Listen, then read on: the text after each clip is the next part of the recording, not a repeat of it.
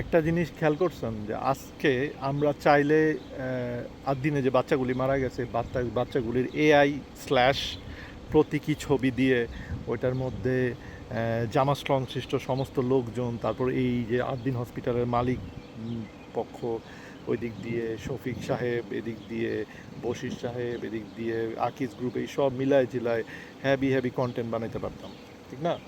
তারপর আমরা বলতে পারতাম যে এই দেখেন ওরা বাচ্চাদেরকে মারছে, ত্যান ত্যান। আমরা কিন্তু এগুলি বলি নাই। আমরা স্পেসিফিক্যালি কী বলছি? আমরা বলছি যে তার অপরাধ করছে এই হসপিটালকে সাজা দেওয়া উচিত, ওই হসপিটাল বন্ধ করে দেওয়া উচিত, বন্ধ করে দিয়ে তাদেরকে নর্মাল যে স্ট্যান্ডার্ড, যেহেতু তারা মানুষ মারছে তার থেকে অনেক বেশি স্ট্যান্ডার্ডের ইমপ্রুভমেন্টের কথা বলা উচিত। তারা ওইসব ইমপ্রুভমেন্ট করার পরে হসপিটাল পরিদর্শন করে যদি হ্যাপি মনে হয় প্রতিপক্ষকে, তারা এটা আবার ওপেন করে দিবে।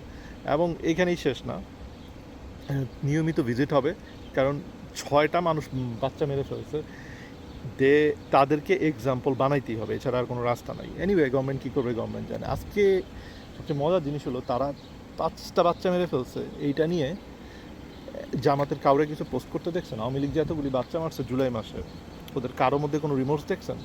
এই যে ইসরায়েলিরা, স্পেশালি জায়নিস্টরা, তারা যে ধুমায় আইডিএফ যে এত হাজারে হাজারে বাচ্চা মারছে, এদের পক্ষ থেকে কারোর মধ্যে কোনো রিমোর্স দেখছেন?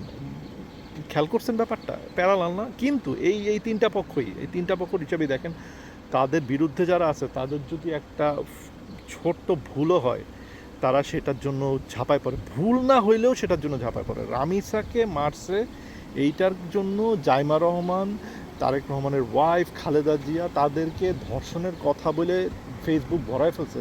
সালাউদ্দিন সাহেবের মেয়েরে ধর্ষণী করে ফেলছে ফেসবুকে। কিসের সাথে কিসে কানেক্ট করে কী ধরনের আচরণ করছে, আর সেই জায়গায় তারা তাদের হসপিটাল 5টা বাচ্চা মেরে ফেলছে, সেই হসপিটালকে কিছু করা যাবে না।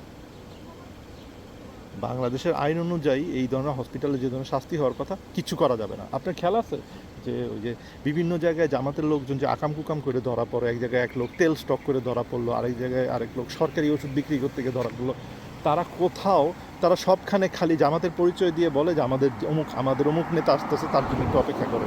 মানে তারা কেন এক্সেপশন চায়? তারা সবসময় চায় যে তাদের বেলায় সমস্ত কিছু এক্সেপশন করা হবে, আর অন্যদের বেলায় আইনের ফুলেস্ট এক্সটেন্ট পার হয়ে গিয়ে ওইটার সাথে যে অ্যাফিলিয়েটেড না, তারও বিচার করতে হবে। তারা চরিত্র হরণ করে ফেলবে সবার। খেয়াল করছেন? আমি আবারও বলতেছি, দেখছেন এদের একজনকেও মাফ চাইতে, একজনকেও বলতে যে তাদের মানে সামান্যতম রিমোর্স, এদের টোনের মধ্যে আপনি কোনো রিমোর্স দেখছেন? 5টা বাচ্চা মারা গেছে, এদের টোনের মধ্যে কোনো রিমোর্স দেখছেন? আমরা কিন্তু সব সময় বলে আসতেছি যে এই হামের টিকার কারণে যে এতগুলি বাচ্চা মরতেছে, এই বাচ্চা মরার দায়, এই হামের টিকার গ্যাঞ্জামের দায় পুরাপুরি ইন্টারিমের। এবং বিএনপি সরকার যদি এদের বিচার করতে না পারে, তাইলে এই দায় পুরাপুরি বিএনপির উপর বর্তাবে, কারণ তারা বিচার করে নাই। পাশাপাশি বাংলাদেশের এক্সিস্টিং সিস্টেমে যা জটটুক করা সম্ভব, বিএনপি ততটা হাম নিয়ে করতে পারে নাই। তাদের উচিত ছিল হেলথ এমার্জেন্সি ঘোষণা করা, অ্যাটলিস্ট এইটা তারা করতে পারতো, তারা এটাও করেন। আমরা কিন্তু সমালোচনা করে দিতেছি। আপনারা দেখছেন কোনো দিন জামাতের কেউ কোনো দিনও ভুলেও দলের কোনো সমালোচনা করছে?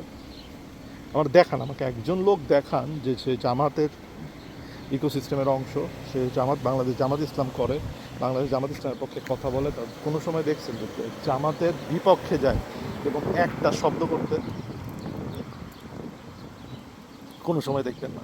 যাই হোক, সবাই ভালো থাকবেন, আমার জন্য দোয়া করবেন। আর ব্রাজিল